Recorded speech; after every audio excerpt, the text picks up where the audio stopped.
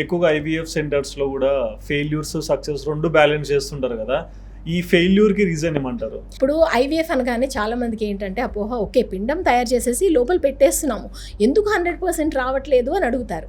దానికి ఒక చిన్న ఎనాలజీ చెప్తాను సార్. చెప్పండి. ఏంటంటే ఇప్పుడు మనకి విత్తనం పెడతాం కదా, విత్తనము మనకి మొలకెత్తాలంటే ఏమేమి కరెక్ట్గా ఉండాలి? ఒకటి, ఫస్ట్ విత్తనం క్వాలిటీ బాగుండాలి, కరెక్టేనా? తర్వాత మనం పెట్టే భూమి సాయిల్ బాగుండాలి, ఓకేనా? తర్వాత థర్డ్ ఏంటి, మనకి ఎన్వైరన్మెంట్, వెదర్.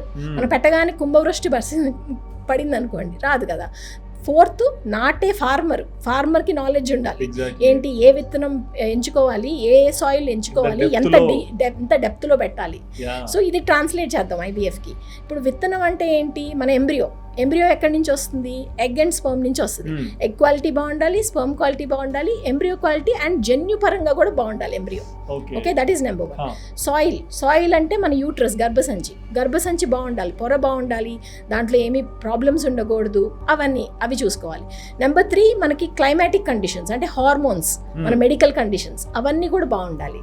నెంబర్ 4 వచ్చేసి ఫార్మర్ ఈజ్ ఫర్టిలిటీ స్పెషలిస్ట్.